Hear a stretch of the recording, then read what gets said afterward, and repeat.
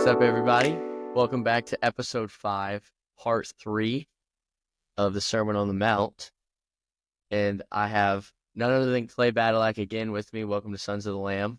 Thank you. Can't believe it's part 3 already. I know, part 3 of one of the best sermons, if not the best sermon Jesus ever gave. But yeah, this one talks about, judging others, prayer, and I love how it asks, search, knock, the golden rule, narrow gate, trees and fruits, and just all of the above. Jesus brings it home pretty hard in this one, I have to say. All the good stuff in this one. Yeah, so, but to start it off, it talks about do not judge others, and I think that just right off the bat, Jesus gives it to us straight, right? Don't judge and you will not be judged. And I think that's the biggest thing that, it's every day, we're looking, and love how he kind of sets the standard that when we judge others in the way that we judge others is the same standard that we're going to be judged by. So if you don't judge, then, you won't be judged as harshly, but you judge others in a way, because you're not perfect. So I like that a lot. We talked about kind of how, at the point service, which is a little service on campus here at MTSU, we talked about like legalism ditch, right? There's 2 ditches, and we can get into that another time, but there's 2 ditches, and one of the ditches is legalism, which is pretty much just like pointing out flaws in others and pointing out the sin in others. And he talks about that in verse 3, the analogy of the speck versus the log, right? And like, who are we to point out somebody's and judge somebody for a little tiny speck that they have in their eye when I can't even see out of this eye because there's a huge log in it? Yeah, it's kind of what you said. How can you lead others towards God if you don't know the way yourself, or you can't see straight because you've got maybe something actually blinding you, like a log in your eye, or just a way you act, that you just don't act the right way, or whatever it is. But you just gotta check yourself first and get right with God, and then you can start leading people in the way of God based on the way that you live and you act. Yeah, like it says in verse 5, he starts off with hypocrite, which one he talks about hypocrisy a lot in, the proceeding of this earlier in this sermon, but he talks about that, like he says, hypocrite, first you must get rid of the log in your own eye, and then you will see well enough to deal with the speck in your friend's eye. And it's just kind of, like you said, it's saying fix yourself before you go and try to fix somebody else, right? Who are you to tell someone what to do and you aren't even doing it? It's like, because growing up, being the older brother, and I was always told pretty much something similar, because I was always telling like my brother to clean his room or go do this, or even if it was like in sports, like go do this or whatever. And I'd be like, Grant, you need to clean your room. And then it's like, well, my mom's like, Essen, your room's not clean. Like, who are you to tell Grant clean his room? Like, and I think that it's just that thing of you're not better than anyone, and you're the same as everyone. Like, if Jesus comes down on this earth and he can be a man, fully God, fully man, and he treats others and doesn't judge others, then we're not above anybody else to think that we can judge and tell people, what to do based on, because like you said, when you have a log in your eye, you can't see straight. Yeah. I like that analogy he uses right there. Additionally, like, we hear it all the time, like, don't judge a book by its cover. It's a cliche. It's a thing you hear, but it's true. When we judge someone by their cover, we're unjustly judging somebody, because we don't know what's going on. Like I said, it's cliche, and people say it all the time, like, you have no idea what's going on in their life. You have no idea what's happening, but there's one just judge, and that's God. And, we're trying, pretty much when we're judging somebody, and especially judging by a cover, we're playing God. Like, we don't have all the facts. We don't know what's going on, and we're unjustly judging. And in Psalm 9, 7-8, I go back and find that real quick. It says, getting there. In Psalm 9, 7-8, it says, but the Lord reigns forever, executing judgment from his throne.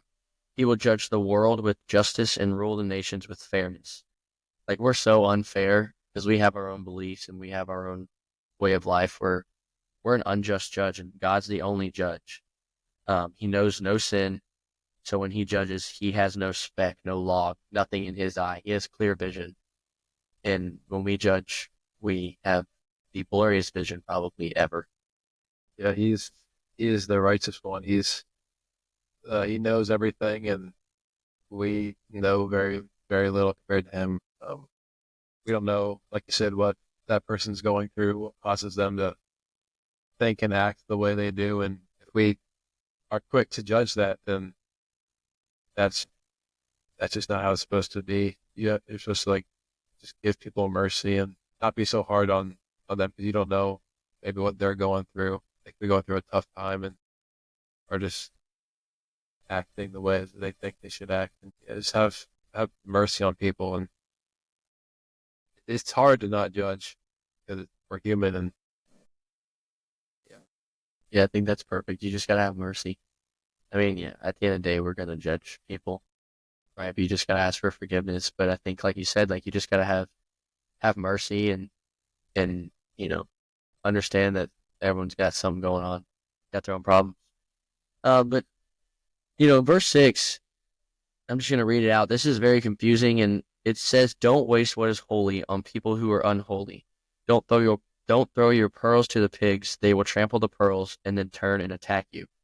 And I think that this can be taken really out of context, and it is confusing because it sounds like it's pretty much saying like if there's someone unholy, someone who doesn't want to hear about God, someone who doesn't believe in God, then why in the world would it's pretty much saying like don't waste your time on them, which is not the case.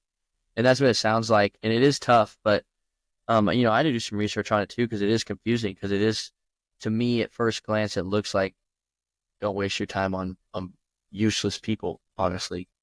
But I think what I just found is Jesus is not saying to only share the gospel with certain people, with the people who are righteous or who want to hear it, but he's saying that you have to approach certain people differently than you approach others. I think you can't just approach everybody the same way with this aggressiveness of Jesus Christ and everything because it's a sensitive topic and it's something that a lot of people, most people you talk to grew up one way or the other. It's not a kind of you feel pretty strongly one way or the other for the most part, I think. And some people were prepared than others to receive the gospel. some people, especially if they aren't in the stage of their life where they're ready for it, you don't want to push that onto them and have that be their first kind of um, time hearing about it. And what if they don't like it? Is that the way you approach them? And then that could have a lasting effect on if they try to go back to that in the future. They might remember the impact that you've had on them, try to force it on them, and then they might shy away from it again. Yeah, that's what, like, I mean, just shoving it down their throats could honestly, at the end of the day, lead to more separation from God. Just because it's something that, we believe strongly about, but if they don't, and I think that in this, like, you just kind of have to pray and ask for guidance in that, like knowing when to go in and when to just open the door and let God work. That's something that we talk about a lot is how, I think like a lot of times it's not even like it's not us, like it's God working through us and it's God working. Like, you can open the door, you can crack the door open and then like they have to decide to walk through that door. God makes the moves after that.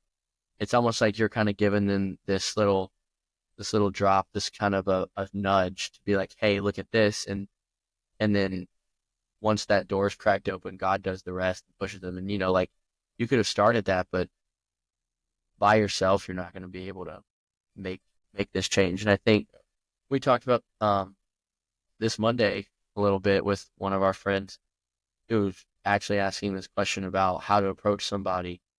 And one of our pastors kind of put it in a way of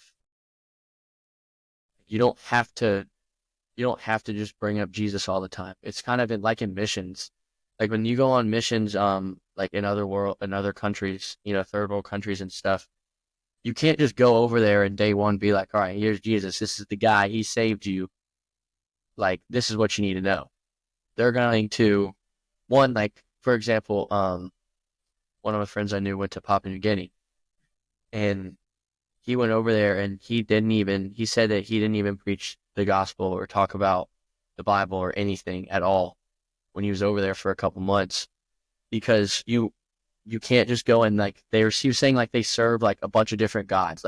This this desk is a god. Like this water is a god. Like everything around them is like a god in some way. So if you went in there and was like, hey, Jesus is like this, Jesus is Lord, they'll just be like, all right, he's just another one of our gods. You kind of have to go in and like, one, you have to be kind.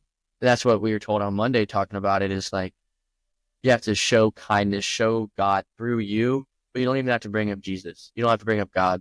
You just kind of show that love. And, you know, they know that you're a Christian or whatever it is, but you kind of have to show that love and that kindness and gentleness towards them. And then that'll maybe be like, oh, like this God thing, maybe I should ask him about it. Or once you become close enough with somebody, then, you know, it's that same thing. But, you know, if you just jump in and shove it down their throats, like, yeah, it's probably not going to go well for the most part. Yeah, one of the best ways of doing that, obviously, is leading by example. Maybe if you're like me, you're kind of on the quieter side. People might Me too. not look to you. They might not look to you to like lead in the way you talk or the way, I don't know, you kind of. They'll probably look for you to lead the way you go about things and what you do when people aren't looking, and how you talk to people that maybe you've never met. And at the end of the day, you just gotta treat them the way that you want to be treated, and that's kind of the golden rule. You know, kind of get into. Yeah. Yeah, I think that, like you said, I think the biggest thing is like, yeah, lead by example. They watch you, and then, you know, if you talk to them and are nice and you walk away and you're nice to everybody else, like they see that peace within you. But, you know, moving on and talking about prayer, like prayer is a huge thing, and Jesus says it right here. I think this is a huge passage of more like, I think timing is one of the biggest things I get from when he's talking about this. And, you know, it says, keep on asking and you will receive what you ask for. Keep on seeking and you will find. Keep on knocking and the door will be open to you. For everyone who asks receives, and to everyone who seeks finds, and to everyone who knocks the door will be opened. And I just think, you know, it's consistency and it's timing. Because right here, if you read this and first glance and you just read through it, you're like, okay, well, that's awesome. Like, I can ask anything from the Lord and he's going to give it to me. Like, no, like, that's not it. Right? Like, one, if you're asking for these worldly things, then they're not going to come like that. If you're just like, hey, Lord, please give me some money. Yeah, it's almost like a wasted prayer. Yeah, wasted prayer. Like, it's not effective. But on the other hand, you know, I think we talk about this, like, it's, you know, continue to seek the Lord, consistently ask, and you will receive. He says it right here. Like, he stands on his promises. It's not just some words coming out of his mouth. Like, Jesus doesn't babble. Like, that's one thing he doesn't do. But like so many times, like we ask and just because we don't receive immediately does not mean that we won't receive, right? Because God's timing is perfect and he has a way of giving us what we ask for. That's not what we could imagine. That's way better. You know, like you ask for strength and he's going to put you in a situation where you can gauge strength. You have strength. Patience, same thing. He's going to put you in a situation. Like, I can't tell you how many times I think I've prayed for patience, and that's one thing. Like, I'm a busybody. I like to go, and I've prayed like, Lord, give me some patience. Like, you know, allow me to be patient in situations. And just there's been like, and it's noticeable, especially when I've really been intentional with my prayer, like noticeable and situations where like it's literally just getting stopped at every red light or waiting in line at the grocery store. Like, it's small things, and it could be bigger things, but like, he's not just going to be like, all right, give me some strength. And then like the next morning I wake up with huge muscles that are as big as Clay's muscles and big old shoulders and biceps and legs. And I'm just able to lift everything and be the strongest person. Like, no, like he's going to put you in situations. And I think that that's the biggest thing is people read this and they're like, all right, awesome. Like, I'm going to ask Lord for all these things. Like, you're not going to wake up. You're not going to ask for peace, wake up and no more stress. Like, you're going to be put in situations where you're kind of tested, right? I think that's the biggest thing you have to get from this is that you're going to get it, but it's going to be in some way that God needs you to get it, and it's going to be during his time. yeah, it'll be His will that'll be carried out through your consistency of uh, praying to Him and searching for Him and knocking at His door, so to say. Through that, it's kind of also testing your faith. Like how long, not necessarily like how long can you wait, but how long can you keep being faithful to God, even when He's not maybe delivering what you're asking for? Can you still stay faithful to God? And I think that's one of the tests that He can kind of put you through to see if you really mean it or if you're just asking for kind of temporary things. Good. I like that. I never thought about that. Also, show them your muscles. If you ask for strength, you're going to get muscles like Clay's big Olin. They almost pop out of a sweatshirt. Yeah, he has to be careful. He has to order a size up for all of his clothes, actually. So I'm trying to get there. But, yeah, but in like God goes on to, or Jesus goes on to say, like, if we're sinners, right, and we're able to give such great gifts to each other, you know, Christmas, birthday, gifts are things that we don't earn either, which we can talk about. But Valentine's Day. yeah, Valentine's Day, which is hopefully anyone's. When this episode. Yeah, it is. It's when thanks, guy. Hey, think about it. On Valentine's Day, if you're watching this, you can watch this. You can go to the MTSU baseball game or stream it on ESPN Plus, and then take your lady or man out to, ladies, if you're listening, or your man, to a nice dinner after the Blue Raiders get a win, and you've listened to this. So, but that's a pretty good gift. That's a pretty good day. That's a good gift in itself. But you do have to give a good gift because Jesus says here that we give good gifts even as sinners. So, like he says, imagine the amazing gifts we can give, but imagine the ones we will receive from our Father. If the ones that sinners give are so good, imagine from the perfect, the Lord of the whole universe, the gift that He gives us if we just wait patiently. I think that's a lot of what goes on in the Bible is too. It's like you just wait, be patient, wait. I wish I knew is a verse that I struggled with, or something I kind of struggle with, but it's in Psalms, and I'm not going to be able to find it, but it's pretty much saying like you're watching all these evil people or all these people that aren't following the Lord get these things and succeed in all these things. And then it says, do not worry, wait for your time to come. Something like that along those lines. I wish I could find it, but it's in Psalms, I know. So yeah, but it's pretty much like you just got to wait. You got to be patient. Like God's timing is perfect timing. I know that we want things right now, but His will is far better than what we can imagine for us. That's the craziest part too. Like when we think about stuff, even for other people, we think about us and how it benefits us, right? Like this is kind of off topic, but I guess like in Friends, there's a question. I always reference Friends, favorite TV show, but there's it's a thing that's like, are there any selfless good deeds? And it really it's still something I don't know how to answer because honestly, like, I don't think there are. Like, even if like there's a good deed I'm doing for you, like it still makes me feel good. Even if I get nothing in return, I still get the satisfaction of like feeling good about doing something. Well, like God gives us these gifts expecting nothing in return.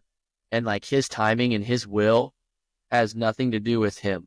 It's all for us, and it's all for the betterment of us. He doesn't have any bias towards Himself, which no matter what we do, we're going to have bias towards ourselves. It's just human nature.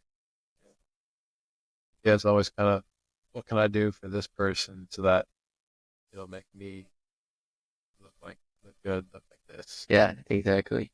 It's hard though, but like you said, we're humans, and that's sometimes how it goes. But you just gotta try your best to do things out of the good of your heart, and just try your best to act the way that Jesus would. Speaking of the golden rule, if you want to be treated nicely, treat others nicely. Treat others the way you want to be treated. That's end all be all. Like it says here, this is the essence of all that is taught in the law and the prophets. Like this is pretty much like it's one of the simplest instructions, but it's the hardest things to do. But and this again goes back to like, you, me, nobody is greater than anybody else. Like we're all the same. So treat each other equally, treat each other with respect. And it's the same thing. But I think like it kind of sums up I mean, the whole gospel, the whole Bible, like everything in the way Jesus is like treat others the way you want to be treated. I guess I don't, it sounds so simple, but it's so hard. So yeah, It's especially hard when you're not being treated the way you want to be treated. yeah, I mean, yeah, exactly. Like, Makes you want to lash out back at them, but it's hard to show kindness when you're not being shown kindness back. yeah, you got to kill them with kindness. And that's what, like, I wrote down here, like, you can't turn this verse around.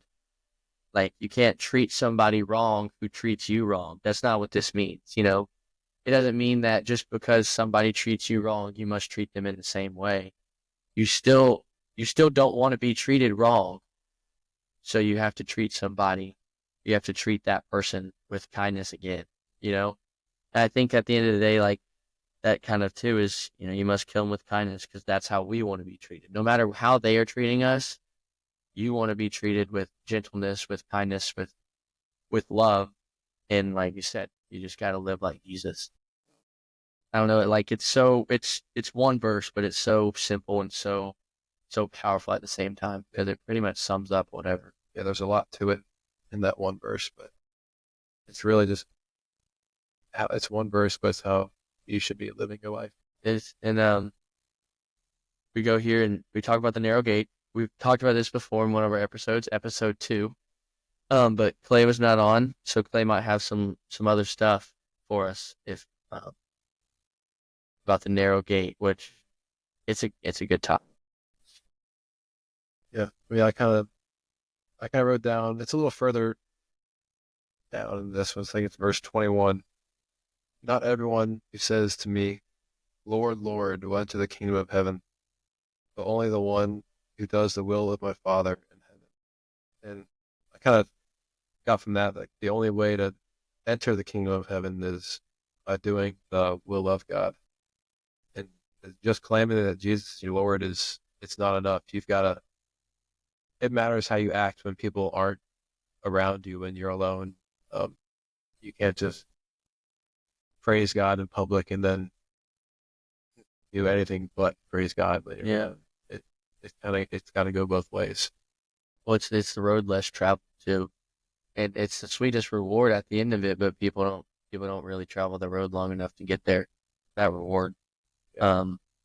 It's kind of what we were just saying.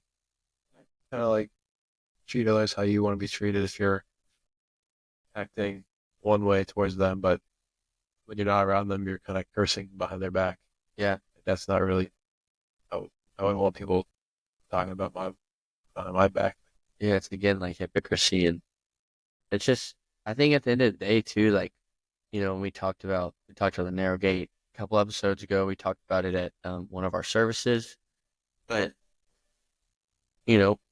it's not many are willing to put in the work that's required, but those who do find the gold at the end of the rainbow per se. But not many people are willing to put in the work. We talked about it plenty of other times. Like I said, it's kind of a rerun, so I don't want to get too deep into it of the narrow gate. But it is like, if you want to build muscle, you can't just sit on the couch and build muscle. That's the wide road. That's the easy path to take.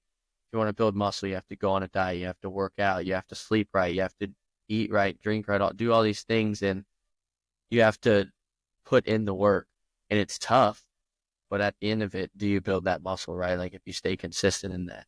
And that's the same way as a narrow gate with the Lord, is that it's not going to be easy. And like he says, you can enter God's kingdom only through the narrow gate, but it's very narrow, it's difficult, and only a few ever find it. Like he doesn't sugarcoat it and say like it's going to be a cakewalk. Like he says it's difficult, and I think that that's the beauty of it all, is that it is hard, but there's a reward at the end. I mean, it feels I don't know, I feel like it's changing in the world, but it feels better when you work for something anyways, when you get a reward than if you don't. So the reward's always better, more sweet. So going into the tree and its fruit, we got some fruit here just for show. Little strawberry, can't even probably see it.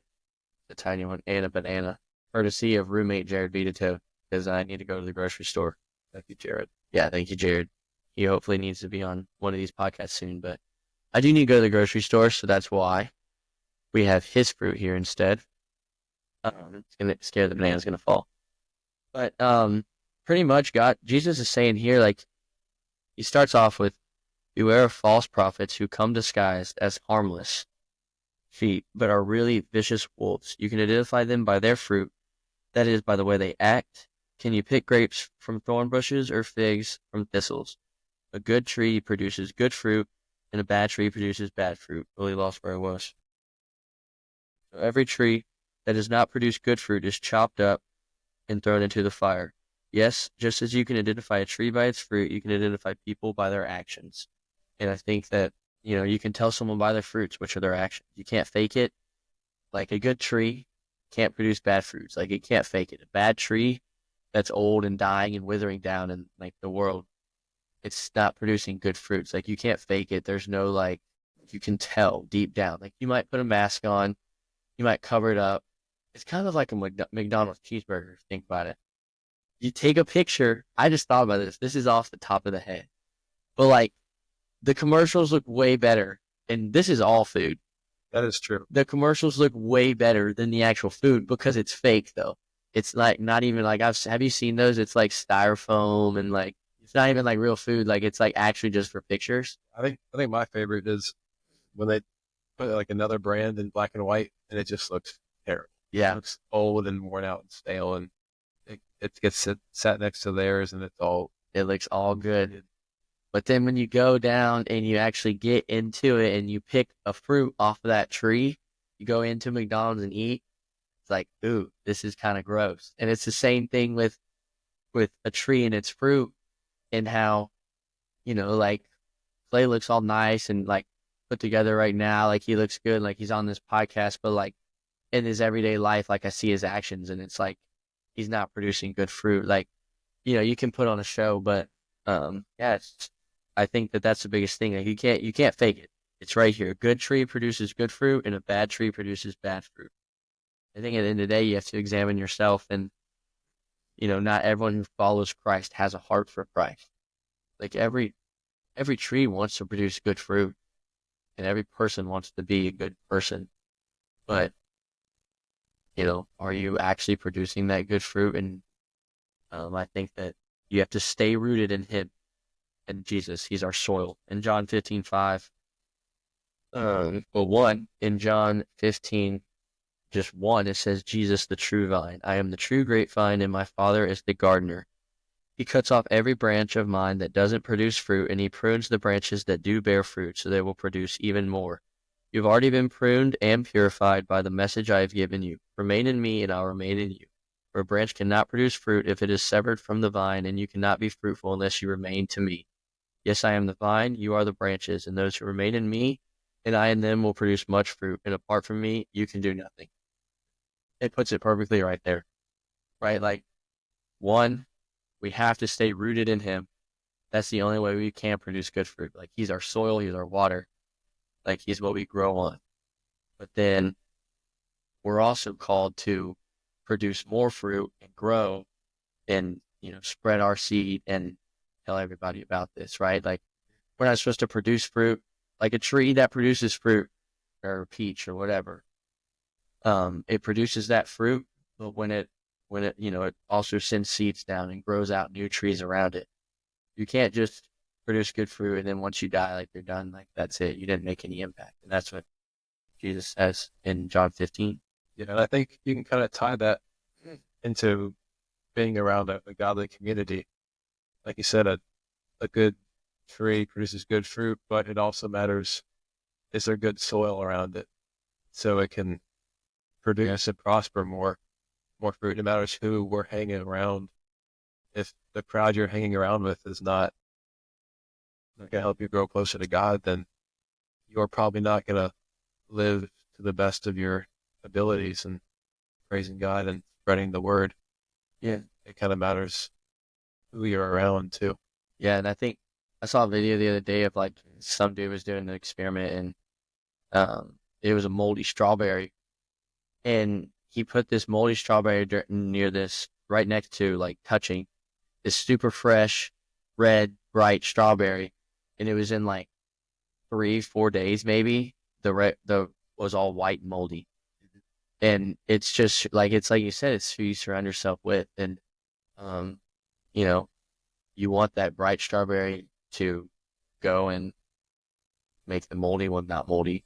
Which through Jesus you can do that. Through strawberries you can't do that, but it's who you're hanging around with, and they can affect you, and turn and make your fruit bad, make your fruit sour, if they're not producing good fruit.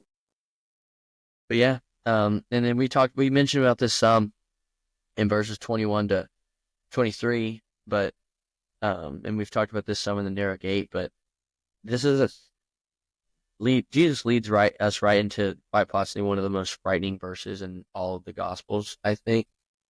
Some words you don't want to hear. Yeah, which, I never knew you. Get away from me, you who break God's law. You the evildoer. You, whatever translation it is. But all these people claim that they're a good tree and they bear good fruit. And guess what? Like the Lord's like, no, I never knew you. And I think that my roommate is yelling in the background right now. So if we seem a little bit off, but yeah, it's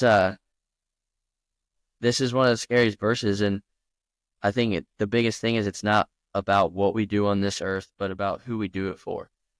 In this thing, I think the biggest thing that sticks out is it says, Lord, Lord, we prophesied in your name. We cast out demons in your name, and we performed many miracles in your name. It's that we, it's that I, it's that me. Like, I did these things, like, look at me.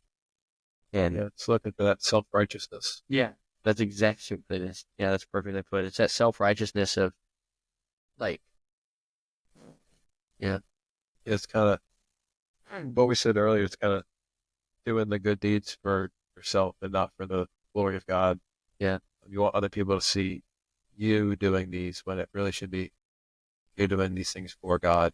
Just kind of spread his words, but it's great. Yeah, and it's like, so it talks about casting out demons, and the first thing that comes to mind, and I don't, but you see on social media a lot, like, these mega churches and, like, doing these, like, casting out demons, and people are walking up, and pastors putting their head on them, shaking it, they're doing all these things, like I guess I'm not one to judge, and I'm not making any assumptions, but I guess all I can say is, are you doing those things to post it on social media? And is it real, or is it a show? I guess. And, I'm not, whatever happens like that, like that's their business and that's what they do. We're talking about not judging others. So don't want to judge anybody. And I'm not, but, I think that it's that thing of, are you doing, especially now, like, are we doing this podcast right now because we just want to, like, be famous, and which I don't think we're anywhere close to famous, but hopefully, Not yet. yeah, not yet at least, but hopefully people are listening and, learn, like, we want to be doing this podcast to just get the word out, to spread God's word, spread the gospel. And, that's the same thing. Like, are you posting on your Instagram story or on your Instagram, like, these Bible verses just because it's, it's the cool thing to do? And, look at me. Or are you genuinely, doing that where you are like, look at God. This is like all glory to God. I think that's, one thing is like tattoos kind of just come to mind for me, is like, I think tattoos are pretty cool. But I don't know if I'll ever get one, and I don't think, and there's a lot of stuff in the Bible that says whatever, yay or nay, but it's kind of that thing of, are you like posting on your story because you want to post, or are you like, it's kind of a tattoo, like, are you getting a tattoo and then it's like, I want a tattoo, what should I get? Or is it, oh my goodness, this is a great tattoo idea? And that's the same way I look at it. Like, if I'm reading my Bible, am I like going into it like, let me find something I can post on social media? Or is it, I'm just reading and like, oh my goodness, I got to share this with people. This is awesome. And I think that that's the way that I think about it like that. It's, are you really doing it for you or are you doing it for God? But I think, yeah, if you simplify it down, it's really not a scary verse, and it's a pretty simple thing to say. It's, you know, it's not about us. It's not about me. It's not about we. It's about God. And, you know, you won't get this response at the end of the day. But yeah. And then going, you know, Jesus wraps it up pretty much in verses 24 to 28, wraps it up by saying all of these things like, I'm your rock, I'm your foundation right here. We have to build on him. What foundation are you living on in your life right now? You can be living on Jesus Christ, who's the rock foundation, and with him as your foundation, your house, you won't collapse when storms come. You'll have something to lean on. It's like the three little pigs. You'll have a strong foundation, and your house won't topple over, so to speak. Whereas if you build it on sand, you don't have a weak foundation, and you don't have Jesus as your foundation, then you have a weak foundation. And when storms and hard times come, you won't have anything to lean on, and you won't have anything to like bet on, or you won't have that rock of Jesus to hold you upright. You can always fall back on Jesus. He's our rock, our cornerstone. He's our salvation. But yeah, it's like he says too. He says, you who listen to me and do as I say, like you're wise, and have me as your foundation. Let's see. It says, anyone who listens to my teaching and follows it is wise, like a person who builds a house on solid rock. And then later in verse 26, it says, but anyone who hears my teaching and doesn't obey it is foolish, like a person who builds a house on sand. Like you said, solid rock and sand is different. And you're not going to build your house on sand. So why would you not build your foundation on solid rock? Jesus Christ, he's our solid rock. And he puts it pretty simple. Like, if you heard this good news, why would you not follow this good news? You know, if you heard that there is a sale, 75% off at your favorite store, why it's wise to go shop at that store. I guess that's a funny way to put it, but it's foolish if you need a new car and Nissan or Ford or whatever you want to buy is like, we're giving away free cars. It's foolish to not go take that opportunity. Yeah. And same thing here. Jesus is like, I'm giving you the answer to life. I'm giving you a way to be saved. And so you are foolish if you don't listen and follow me. Yeah. In these couple verses, he really just he really dumps it down for us. And he brings it home. So there you have Jesus as your foundation, and you can survive these storms, or you don't, and you don't survive these storms. It's really a pretty easy answer, I think. Yeah. They really make it stupid easy for us. Yeah, it's like surviving the storm. That's what life is going to be, a storm. It's not going to be a breezy beach vacation. And like, yeah, you can survive it by building your house on a strong foundation, Jesus Christ. So, when I read this, I'm amazed, and the crowds are amazed as well. So, but if you don't have anything else, we're glad we got to go over Sermon on the Mount with you. Let us know of any ideas in the future. You can DM or whatever you want to do, message us in any form or fashion. But we enjoy this. Hopefully Clay will be back on for many more episodes. But with that being said, thank you, and just God bless, and have a good one. And happy Valentine's Day if you're watching this on Valentine's Day. Happy Valentine's Day, Mom. Well, now I got to do that. Happy Valentine's Day, Mom, and Liza Kate. Yeah. Peace.